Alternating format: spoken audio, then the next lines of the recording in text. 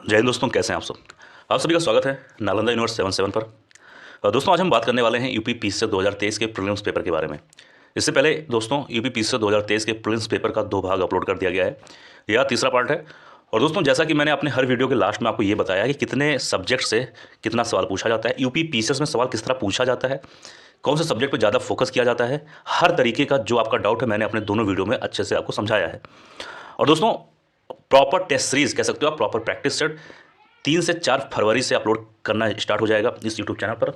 और अभी मैं सिर्फ पीसीएस के 23, 22, 21, 20, 19, अगर आप लोग का डिमांड और रहेगा तो मैं और पीछे तक का जितना भी पीवाईक्यू प्रीवियस ईयर पेपर है पीसीएस यूपी पीसीएस का, वो सभी मैं आपको सॉल्व करवाऊंगा। इससे आपको ये पता चलेगा कि दोस्तों पीसीएस में पेपर कैसे पूछे जाते हैं, और वहाँ से भी सवाल आपको बहुत सारा 2024 के एग्जाम में जरूर देखने को मिलेगा। क्योंकि दोस्तों हिस्ट्री और पॉलिटी, ज्योग्राफी के सवाल हमेशा रिवाइज होते रहते हैं, मतलब हमेशा आते ही रहते हैं। तो आपको ये जो सीरीज़ है इसको एज अ प्रैक्टिस सेट की तरह देखना है, उसका लाभ उठाना है। तो दोस्तों, आज का पहला सवाल आप सभी को दिख रहा होगा स्क्रीन पर। यहाँ पर लिखा है, नीचे 2 कथन हैं जिसमें एक को अभिकथन ए और दूसरे को कारण आर कहा गया है। अब ए है अभिकथन, इसमें बात कहा गया दोस्तों दक्षिण पश्चिम मानसून मौसम के दौरान तमिलनाडु तट शुष्क रहता है। और इसका दोस्तों यहाँ दिया गया कारण आर, इसमें कहा गया तमिलनाडु तट बंगाल की खाड़ी के शाखा के समांतर स्थित और दक्षिण पश्चिम मानसून की अरब सागर वृष्ट छाया क्षेत्र में स्थित है। अब दोस्तों ये जो है सवाल, अब जानते हैं कि इसका उत्तर क्या होगा। तो दोस्तों सवाल नंबर 46 का सही उत्तर हो जाएगा ऑप्शन नंबर डी। डी अगर आपको नहीं दिख रहा हो तो मैं बोल दे रहा हूँ, डी में है ए और आर दोनों सही है, और आर जो है एक ही सही व्याख्या करता है। यानी कि जो सवाल नंबर 46 का जो दोस्तों ये दोनों पॉइंट सही है, इंडिविजुअल मतलब ये भी सही ये भी सही है, और आर जो है दोस्तों ये एक का सही व्याख्या करता है, यानी कि सही कारण इसका बताता है। अब थोड़ा सा विस्तार से जान लेते हैं। दक्षिण पश्चिम मानसून के मौसम में तमिलनाडु तट शुष्क रहता है। तमिलनाडु दक्षिण पश्चिम मानसून की बंगाल की खाड़ी शाखा के समांतर स्थित है, और मानसून सत्र में दक्षिण पश्चिम मानसून की बंगाल की खाड़ी शाखा के वृक्ष छाया क्षेत्र में पड़ता है। ठीक है, अब आइए बात करेंगे सवाल नंबर 2। दोस्तों मैं आपको फिर एक बार बोल दे रहा हूँ कि ये सवाल से आपको ये पता चलेगा सवाल किस तरह पूछा जाता है, और ये 2024 के लिए भी बहुत इंपॉर्टेंट। ये नहीं सोचना है कि 2023 का ये प्रीवियस ईयर पेपर है तो ये इसका क्या काम। आपका 60% से 70% क्वेश्चन आपके रिपीट ही होते हैं, कभी चेंज नहीं होता। अब ये बताइए, अब हिस्ट्री में कोई भी सवाल है, ठीक है, तो हिस्ट्री में दोस्तों सवाल वही होता है, बस पूछे जाने का थोड़ा सा ढंग अलग हो जाता है। ठीक है, तो सवाल लगभग चीज़ें वही होती हैं। आपको इसीलिए लोग कहते हैं कि आपको पिछले साल के पेपर को सॉल्व करना चाहिए, इससे ये आइडिया होता है कि सवाल पूछे किस तरह जाते हैं। ठीक है, सवाल नंबर 47 है कि पोषक स्तर बनते हैं। तो 4 ऑप्शन है, ए बी सी डी। अब 47 का सही उत्तर हो जाएगा दोस्तों ऑप्शन नंबर डी। अगर नहीं दिख रहा तो मैं बोल दे रहा हूँ, डी में है खाद्य श्रृंखला में जीवों के संबंध होने से पोषक स्तर बनते हैं। ठीक है, अब सवाल नंबर 48 है दोस्तों। इसमें कहा गया संघीय बजट 2023-24 में योजनाओं के अनुसार आवंटन के संदर्भ में निम्न कथनों में से कौन सा कथन सही है। यहाँ पर 1 पॉइंट है, और पॉइंट नंबर 1, पॉइंट नंबर 2 बताना है सही कौन सा है। दोस्तों 48 का सही उत्तर हो जाएगा ऑप्शन नंबर बी, बी यानी कि केवल एक वाला। ठीक है, यानी कि दोस्तों संघीय बजट 2023-24 की योजनाओं के अनुसार आवंटन के संदर्भ में सिर्फ पॉइंट नंबर 1 से, यानी कि पिछले वर्ष की तुलना में मनरेगा हेतु आवंटन से सर्वाधिक प्रतिशत कटौती दर्ज की गई है। ठीक है, समझ आया कि नहीं आया। अब आपको थोड़ा सा इसके बारे में भी मालूम होना चाहिए। यह आवंटन 60,000 करोड़ रुपए रखा गया है, जो पिछले वर्ष इस योजना को दिए गए 89,000 करोड़ से 33% कम है। ठीक है, अब बात करेंगे प्रश्न नंबर 49 के बारे में। इसमें कहा गया है पंचायती राज पर अशोक मेहता समिति प्रतिवेदन 1977 की प्रमुख सिफारिशों के संदर्भ में निम्नलिखित कथनों में से कौन सा सही है। दोस्तों 49 का सही उत्तर हो जाएगा ऑप्शन नंबर बी, यानी कि बी सही होगा, यानी केवल एक। ठीक है, ये केवल एक सही होगा, यानी कि ये वाला, यानी कि पंचायती राज अशोक मेहता समिति प्रतिवेदन 1977 की प्रमुख सिफारिशों के संदर्भ में पॉइंट नंबर 1 से, यानी कि पंचायती राज के 3 स्तरीय व्यवस्था के स्थान पर 2 स्तरीय व्यवस्था होनी चाहिए। ठीक है, ये चीज़ ध्यान देना। अब थोड़ा सा और जान लेते हैं कि अशोक मेहता के बारे में थोड़ा सा जान लेते हैं। तो दोस्तों ध्यान से सुनना कि पंचायती राज पर अशोक मेहता समिति प्रतिवेदन 1977 की प्रमुख जो सिफारिशें हैं वो कुछ इस प्रकार हैं। पहला है कि पंचायती राज को 3 स्तरीय व्यवस्था के स्थान पर 2 स्तरीय व्यवस्था होनी चाहिए, और राज्य स्तर के नीचे पर्यवेक्षण हेतु जनपद को विवेकेंद्रीकरण का प्रथम बिंदु माना जाना चाहिए। ठीक है, ये चीज़ आपको मालूम होना चाहिए। ठीक है, तो यहाँ पर क्या लिखा है, यहाँ खंड लिखा है, लेकिन वहाँ पर क्या है, वहाँ और यहाँ पर खंड लिखा है, इसलिए गलत हो जाएगा। अगर यहाँ पर जनपद होता तो सही हो जाता। ठीक है, नेक्स्ट सवाल यहाँ पे दोस्तों पूछा गया है कि प्राचीन काल के भारत पर आक्रमण के संबंध में निम्नलिखित में से कौन सा कथन, एक बार कौन सा एक सही कालानुक्रम है, ठीक है। यानी कि ये बताना है सबसे पहले भारत पर किसने आक्रमण किया, उसके बाद ऐसे बताना है। तो दोस्तों 50 का सही उत्तर हो जाएगा बी, यानी कि पहले यूनानी, फिर शक, फिर अकुसार, नंबर 1, नंबर 2, नंबर 3, ठीक, ये मालूम होना चाहिए। अब सवाल नंबर 51 में है फिलीपींस में नारियल एवं गन्ने की कृषि विकास का श्रेय किसको जाता है। तो 51 का सही उत्तर हो जाएगा डी। अगर आप सभी को नहीं दिख रहा तो मैं बोल दे रहा हूँ, डी में है दोस्तों, स्पेन एवं अमेरिका वासियों को, ठीक है। अब दोस्तों इससे आपको ये पता चल रहा है कि सवाल किस तरह पूछे जाते हैं, कितने सवाल करंट अफेयर के होते हैं, कितने हिस्ट्री, कितने पॉलिटी, और मैं हर वीडियो के लास्ट में ये काउंट करके जोड़ के बताता हूँ कि हम लोगों ने जितना भी सवाल किया उसमें कौन से सब्जेक्ट से कितना सवाल पूछा गया है। अब सवाल नंबर 52 है, इसमें कहा गया है कि दिसंबर 2022 में न्यूजीलैंड ने अपनी पीढ़ी के लिए धूम्रपान पर प्रतिबंध लगाने वाला विश्व का पहला कानून पारित किया था। न्यूजीलैंड का लक्ष्य जो है, यहाँ पर खालिस्तान है, बताना कि जो न्यूजीलैंड का लक्ष्य है दोस्तों वो कब तक अपने देश को धूम्रपान मुक्त कराना है। तो 52 का सही उत्तर हो जाएगा ऑप्शन नंबर डी, यानी कि 2025 तक, ठीक है। सवाल नंबर 53 है, यहाँ पर एक पॉइंट है जो कि है अभिकथन, जो कि ए है, और दूसरा कारण यानी आर। ए में है कि फरवरी 2023 में 12 चीतों को दक्षिण अफ्रीका से भारत लाया गया। आर में है कि चीतों की आबादी को सुधारना भारत की प्राथमिकता है। अब बताना है कौन सा सही है।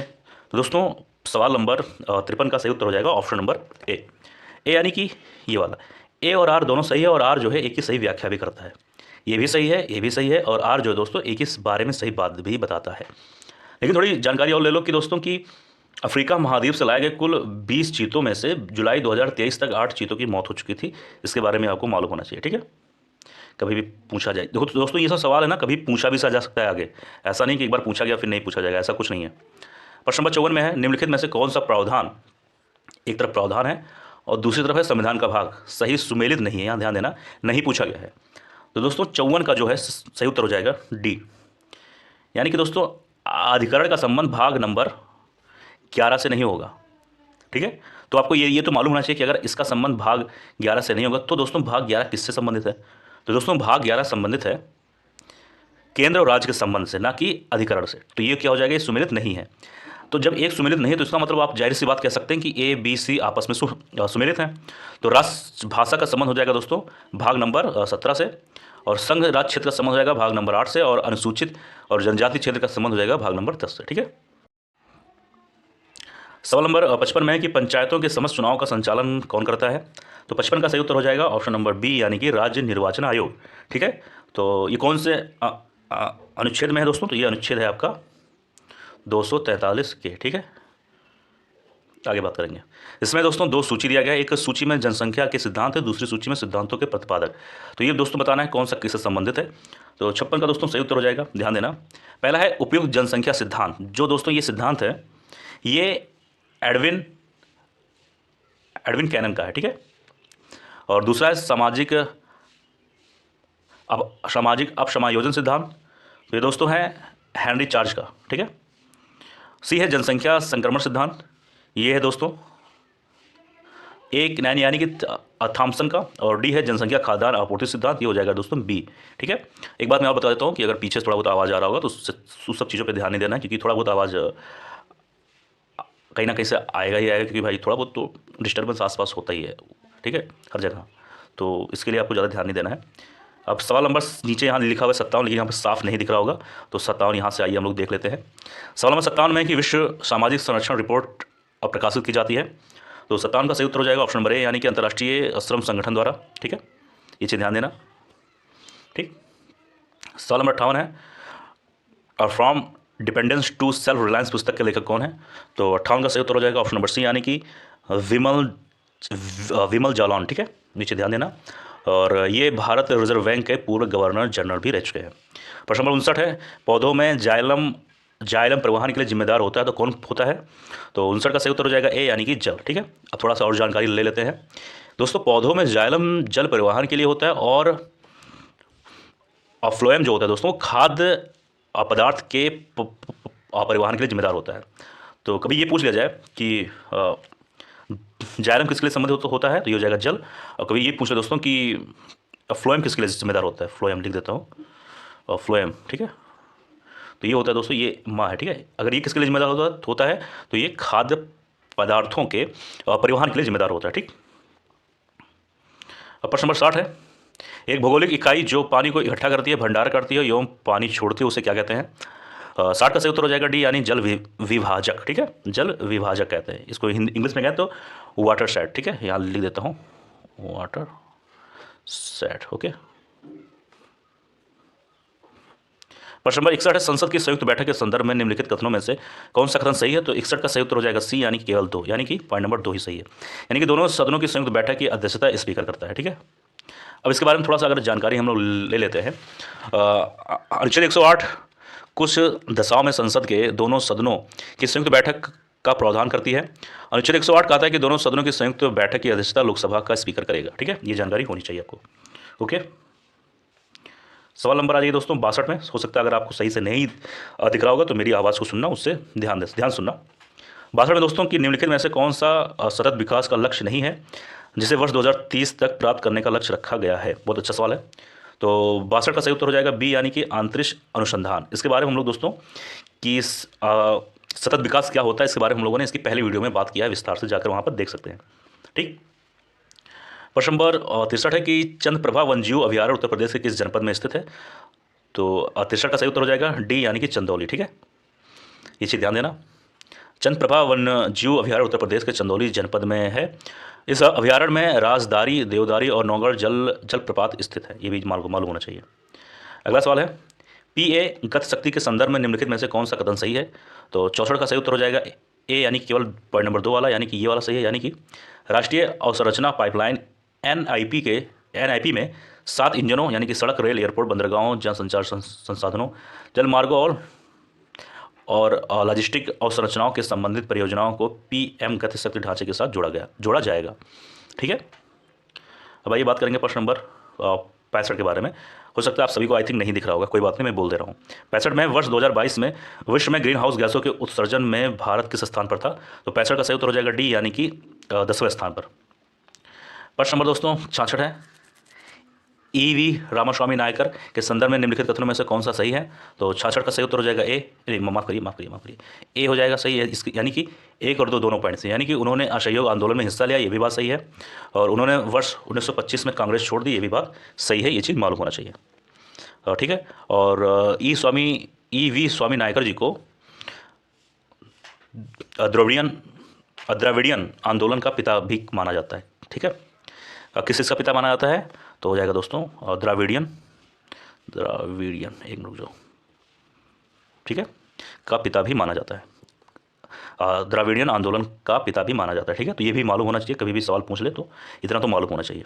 प्रश्न नंबर 67 है, भारत की जनसंख्या स्थायित्व का लक्ष्य किस वर्ष तक निर्धारित किया गया है? तो इसका सही उत्तर हो जाएगा ऑप्शन नंबर ए, यानी कि 2070 तक, ठीक। अगला इस सवाल में दोस्तों है 68 में कि निम्नलिखित में से कौन सही सुमिलित नहीं है? एक तरफ दिया गया योजना, एक तरफ दिया गया है वर्ष, तो इसका सही उत्तर हो जाएगा ए, यानी कि श्यामा प्रसाद मुखर्जी रूर्बन मिशन जो है दोस्तों, ये 2015 संबंधित नहीं है। तो फिर कब से संबंधित है? तो दोस्तों ये संबंधित होना चाहिए 2016 से, ना कि 2015 से, ठीक। तो ये सुमिलित नहीं है। इसका मतलब क्या हुआ कि बी, सी, डी अपने आप में सुमिलित होगा, यानी कि rural housing interest subsidy scheme ये 2017 संबंधित है, सांसद आदर्श ग्राम योजना 2014 संबंधित है, दीनदयाल उपाध्याय ग्रामीण कौशल योजना ये भी 2014 संबंधित है। प्रश्न नंबर आ जाइए 69 पर, इसमें 2022-23 के लिए गरीबी उन्मूलन हेतु अंतर्राष्ट्रीय दिवस का विषय क्या है? तो 69, यानी कि 69 का सही उत्तर हो जाएगा ए, यानी कि व्यवहार में सभी के लिए गरिमा। ये चीज़ ध्यान देना दोस्तों, ये सब बहुत इंपॉर्टेंट होता है, ठीक है, ये सब चीज़ें ध्यान देना। प्रश्न नंबर दोस्तों अब आ जाइए 70 पे, इसमें निम्नलिखित में से कौन सा हार्मोन अग्रन्यास के लैंगरहैंस के आइलैट की बीटा सेल कोशिकाओं द्वारा स्रावित होता है? तो इस सवाल का सही उत्तर हो जाएगा प्रश्न नंबर 70 का सी, यानी कि इंसुलिन, ठीक है। तो इंसुलिन हार्मोन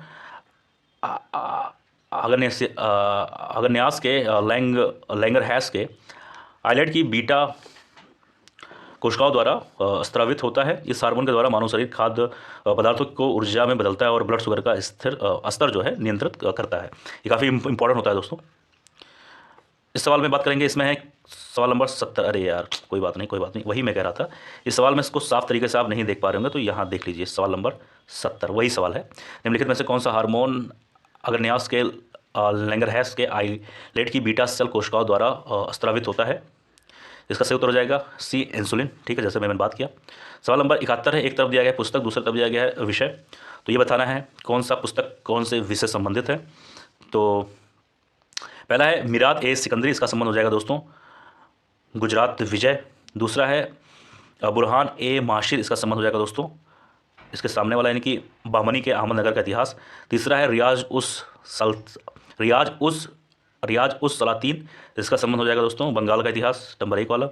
और डी है रियाज उल इंशा, इसका संबंध हो जाएगा 3 से यानी महमूद गवाह के पत्रों का संग्रह। ठीक है, अब बात करेंगे सवाल नंबर 72 के बारे में। इसमें है कि भारतीय जैविक डेटा केंद्र किस राज्य में स्थापित किया जा रहा है? 72 का सही उत्तर हो जाएगा ए, यानी कि हरियाणा में। तो ध्यान देना दोस्तों कि भारतीय जैविक डेटा केंद्र फरीदाबाद, जो कि हरियाणा में खोला गया है। यह भारत में लाइफ साइंस डेटा की पहली राष्ट्रीय रिपोजिटरी है। ठीक है, प्रश्न नंबर 73 है, निम्नलिखित में से कौन सा बायोडिग्रेडेबल प्रदूषक नहीं है?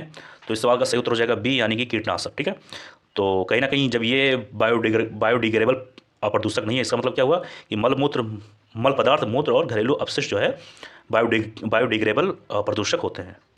प्रश्न नंबर 74 है, राष्ट्रीय उद्यानों में अनुवांशिक विविधता का रख रखाव किया जाता है? 74 का सही उत्तर हो जाएगा ए, यानी कि इन सीटू संरक्षण द्वारा। ठीक है, इंग्लिश में लिख देता हूँ, इसको इन सीटू भी कह सकते हैं, या फिर बहुत लोग इन साइटू भी कहते हैं, तो मैं तो भाई दोनों कहता हूँ। ठीक है, अब इसके बारे में थोड़ा जानकारी ले लें दोस्तों। तो ध्यान से सुनना कि राष्ट्रीय उद्यानों में अनुवांशिक विविधता का रखरखाव इन सीटू संरक्षण द्वारा किया जाता है। जीन बैंक, बॉटनिकल गार्डन, चिड़ियाघर, कैप्टिव ब्रीडिंग और एक्वेरियम आदि जो है एक्स सीटू संरक्षण में आते हैं। एक होता है एक्स सीटू, में लिख देता हूँ, एक्स कह सकते हो, एक्स आई टू। ठीक है, इसके अंदर क्या क्या क्या आता है इसके अंतर्गत? तो अभी मैंने बात किया, इसके अंदर आते हैं जीन बैंक, बॉटनिकल गार्डन, चिड़ियाघर, कैप्टिव ब्रीडिंग और इक्वेरियम। ठीक है, ये किसके अंदर आते हैं? Ex situ. और हम लोगों ने अभी क्या बात किया? In situ. इसके अंदर क्या क्या आते हैं जान लो, कभी ये भी पूछा जा सकता है ना, ऐसा तो नहीं कि सिर्फ यही पूछा जाएगा, ये भी पूछा जा सकता है। तो इन सी टू में आता है दोस्तों राष्ट्रीय उद्यान, वन जीव अभयारण्य और पक्षी अभयारण्य। ठीक है, आदि नेचुरल हैबिटेट जो होते हैं वो इन सी टू संरक्षण में आते हैं। ठीक है, समझ आया कि नहीं? और तो दोस्तों ये था आज का वीडियो, मुझे उम्मीद है वीडियो पसंद आया होगा। कोई सवाल में कोई डाउट हो जरूर कमेंट बॉक्स में लिख देना। अब आइए हम लोग बात करेंगे कौन से सब्जेक्ट से कितना सवाल पूछा गया है। 2 मिनट का आप दो टाइम मुझे, क्योंकि अभी मैंने भी खुद काउंट नहीं किया है कि कितना सवाल पूछा गया है। मैं आपके सामने ही सारी चीज़ों को काउंट करूँगा और आपके सामने ही सब चीज़ों को बढ़िया से बताऊँगा। ठीक है, तो 1 मिनट का आप मुझे और टाइम दीजिए। अब आइए दोस्तों हम लोग काउंट करते हैं। हम लोग सवाल स्टार्ट किए थे सवाल नंबर 46 से। 1 मिनट चाहिए, सवाल नंबर 46। ठीक है, अब सवाल नंबर 46 में जो दोस्तों पहला सवाल क्या है? दक्षिण पश्चिम मानसून दौरान तमिलनाडु। तो ये हो जाएगा आपका सवाल जो है, ये है जियोग्राफी संबंधित है। तो जियोग्राफी का एक सवाल हम लोगों ने किया। 47 में पोषक स्तर केवल, तो ये भी दोस्तों ये इन्वायरमेंट और जियोग्राफी दोनों संबंधित है, तो इसको हम लोग थोड़ा मान लेते हैं इन्वायरमेंट से संबंधित। ठीक है, सवाल 48 पे ये हो जाएगा आपका करंट अफेयर्स संबंधित। ठीक है, पंचायत ये हो जाएगा दोस्तों आपका पॉलिटिक्स संबंधित। अब आइए प्राचीन काल में भारत, ये हो जाएगा आपका प्राचीन काल, तो ये हो जाएगा आपका एंशिएंट हिस्ट्री। फिलीपींस में नारियल एवं गन्ने की कृषि विकास श्रेय किसको जाता है? ये हो जाएगा आपका करंट से संबंधित। अब क्यों करंट से होगा? क्योंकि जो चीज़ें बाहर किसी दूसरे देश की पूछी जाती हैं, तो अक्सर यह चीज़ ध्यान देना कि वो कहीं ना कहीं न्यूज़ में होगा तभी वो पूछी जाती हैं, तो कहीं ना कहीं वो करंट से संबंधित हो ही जाएगा। अगला है 52 है 22 दिसंबर, ये भी हो जाएगा दोस्तों करंट। सवाल नंबर 53 ये भी करंट। देखो करंट कितने सवाल आ चुके हैं। 54 निम्नलिखित में कौन सा प्रावधान? ये हो जाएगा आपका पॉलिटी। 55 में पॉलिटी। 56 में क्या है? जनसंख्या पद्धति थॉमस, ये हो जाएगा दोस्तों। इसको आप ज्योग्राफी में भी आता है और इकोनॉमिक में भी आता है। ठीक है, ज्योग्राफी का एक पार्ट होता है, इस पर ये पूछा जाता है, लेकिन इसको हम जानते हो किस में डाल देते हैं? इसको हम जनसंख्या सिद्धांत, इसको हम ज्योग्राफी में ही डाल देते हैं। जैसा कहो, ज्योग्राफी में भी ये पोर्शन पूछे जाते हैं और इकोनॉमिक में भी एक पोर्शन पूछा जाता है, इसको हम ज्योग्राफी में ही डाल देते हैं। 57 विश्व सामाजिक संरक्षण रिपोर्ट। विश्व, ये करंट का ही मानो, क्योंकि जब न्यूज़ से रिपोर्ट कोई आता है 1-2 साल के अंदर, वही चीज़ पूछी जाती है। अगला है विश्व सामाजिक संरक्षण रिपोर्ट, ये भी दोस्तों करंट। 58 है from dependence to self reliance पुस्तक। देखो अब ये दोस्तों इसलिए यहाँ पूछा गया है, ना ये स्टेटिक में है ना कोई करंट में, लेकिन इसको हम करंट में ही मानेंगे। आप पूछो क्यों, इसलिए बेटा क्योंकि देखो ये ज्योग्राफी पॉलिटिक्स कुछ पार्ट नहीं है, ये पूछा गया है थोड़ा सा एक्स्ट्रा पूछा गया। इसका मतलब क्या हुआ, कहीं ना कहीं 1 2 3 साल में न्यूज़ में रहा होगा, कुछ इंपॉर्टेंस रहा होगा, इसलिए पूछा गया। तो इसको आप करंट में ही जोड़ दो। और मैं करंट में दोस्तों उत्तर प्रदेश स्टेटिक और जो थोड़ा बहुत बाहर से पूछे जाते हैं सवाल, जैसे कि 58 वाला, इसको मैं करंट में ही डालो, ये चीज़ ध्यान देना। 59 में पौधों में जाइलम, ये हो जाएगा आपका साइंस से संबंधित। 60 में एक भूगोलिक इकाई को पानी, ये हो जाएगा आपका ज्योग्राफी। 61 में संसद, ये हो जाएगा आपका पॉलिटी।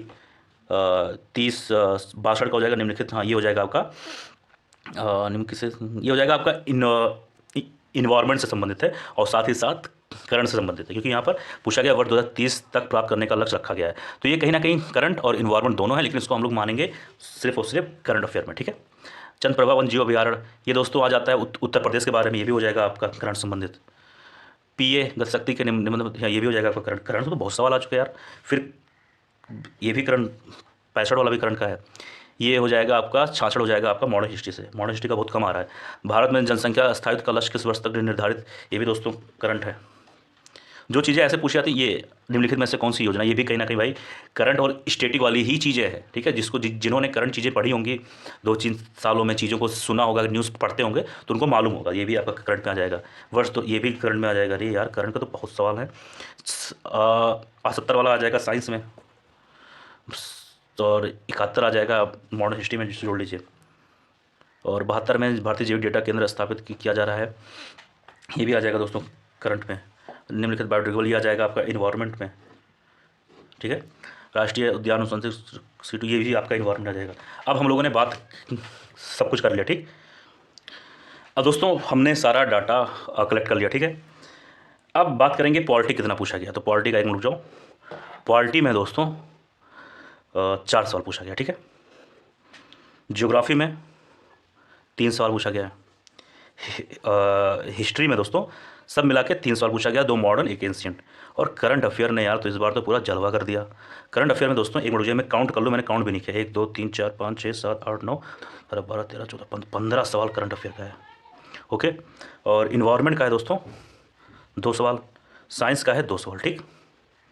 अब 15 इधर, 3 18 21 21 4 25 25 और 4 29 सवाल हम लोगों ने किया। उसमें से 15 सवाल सिर्फ करंट अफेयर का है। इसका मतलब दोस्तों लगभग 53 से 54% गेम जो है करंट अफेयर का यहाँ पर देखने को मिला। इसके 2 वीडियो जो हम लोगों ने और अपलोड किया उसमें भी करंट ठीक ठाक लेवल पे आ रहा है।